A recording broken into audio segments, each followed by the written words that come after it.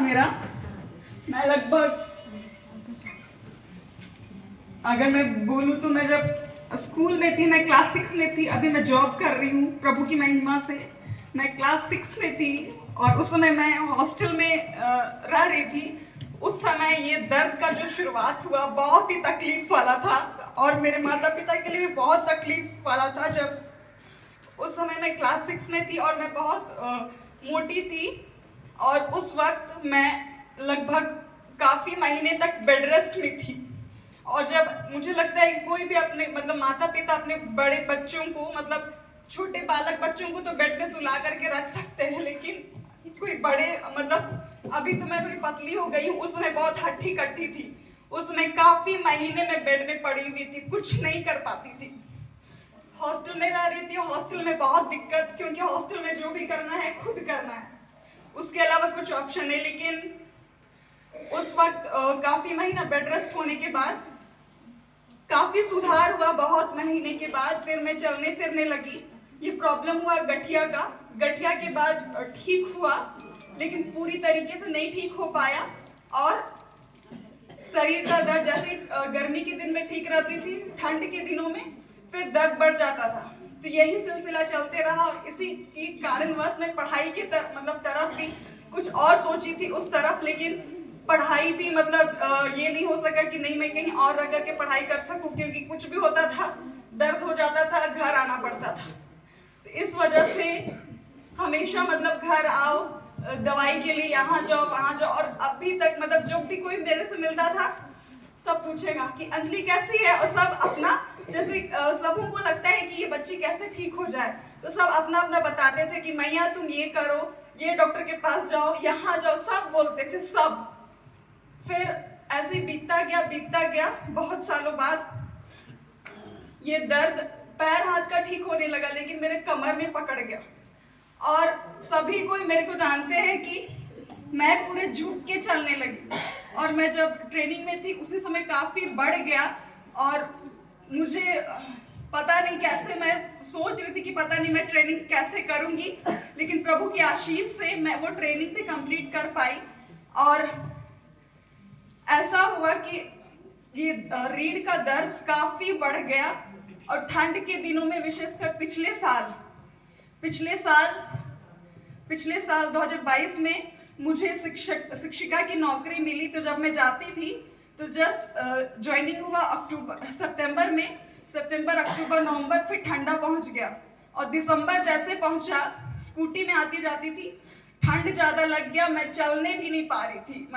और स्कूल क्योंकि नया नया ज्वाइनिंग था तो छुट्टी भी नहीं ले पा रही थी। स्कूल मैं यहाँ पुरियो जाती हूँ, ये गांव है इधर। मैं याद करती हूँ मेरी प्रिंसिपल जो थी पहले, वो साइकिल, अंदर गांव में तो साइकिल से आना जाना करती थी।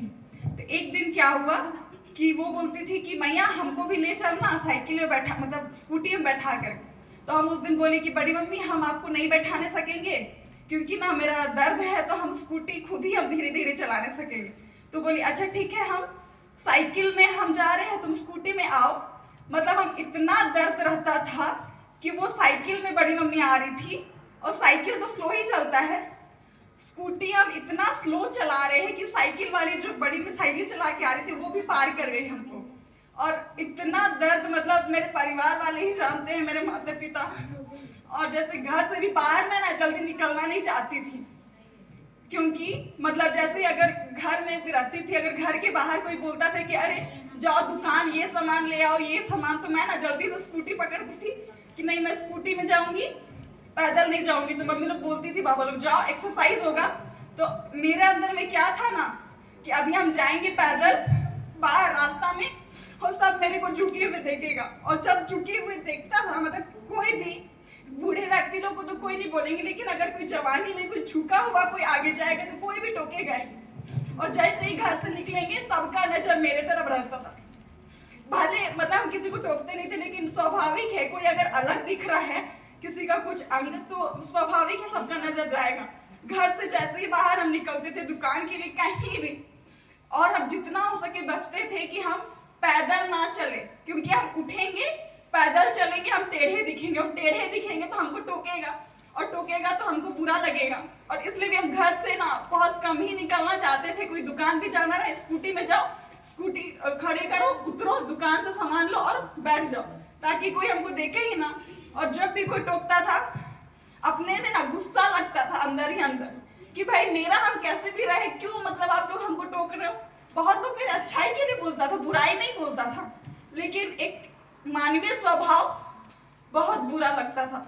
और उस दिन भी जब भैया और भाभी घर गए कि हाँ प्रेयर मीटिंग है आइएगा बोल करके, अंदर से एक खुशी भी लगा, लेकिन फिर लगा कि अच्छा चलो प्रेयर मीटिंग है। हाँ, फिर आज जब यहाँ पे आए और जब प्रेयर हुआ, बहुत ही अद्भुत तरीके से, वाकई में हम हाथ तो ऐसा सीधा नहीं कर पाते थे, ऐसा रहता था क्योंकि मेरा घुटना पूरा जकड़ता था, रीढ़ का हड्डी मतलब हमेशा ऐसे वाला, हमको लगता है हम बहुत साल बाद हम ऐसा सीधा खड़ा हुए हैं। और मैं सारे हृदय से धन्यवाद देना चाहूंगी कि आपकी मध्यस्थता से मैं प्रभु के आशीष को ग्रहण की हूँ। बहुत बहुत धन्यवाद प्रभु को, बहुत बहुत। और इतना सारा आशीष, मतलब हमको लग रहा है ना, मतलब आज भी मैं गवाही देना चाहूंगी। आज मेरा एग्जाम था, मैं एग्जाम के लिए गई मेरे पिताजी के साथ में, और बाबा को अलग एक मिट्टी देने जाना था। जैसे ही हम लोग जगन्नाथपुर पहुंचे, हम लोग का गाड़ी खराब हो गई, कार खराब हो गया, और ठीक 9:30 बजे खराब हुआ और 10 बजे से परीक्षा था। अब हम सोचे कि अब लेट 9:30 बजे, फिर बाबा बोले कि जाओ तुम ऑटो से निकल जाओ।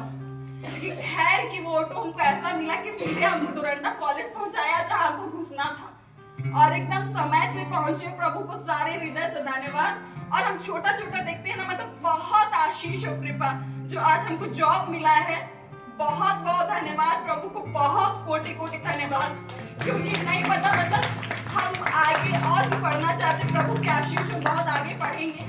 और मतलब हम बहुत, ये जॉब भी मिला, उस समय हम बहुत उदास थे, मतलब हम नहीं चाह रहे थे ये करना, हम चाहते थे कि नहीं हम कुछ और करें, कुछ और करें। मतलब एक दो महीना हम इसके लिए, हम माता पिता से भी बहुत ये थे कि हम क्यों हम ये जॉब करेंगे, हमको नहीं पसंद। भले हम नहीं बता रहे थे, लेकिन सबसे हम बहुत, मम्मी पापा से भी हम बहुत गुस्सा थे कि हमको ये करवा रहा है, ये जॉब हमको नहीं चाहिए, हमको कुछ और। लेकिन प्रभु जो मुझे ये जॉब दिया है उसके लिए भी हम बहुत बहुत धन्यवादी है। और आशीष और कृपा भी मांगते हैं, हम आगे भी प्रभु के कार्यों में अपना जीवन को आगे बढ़ाएं।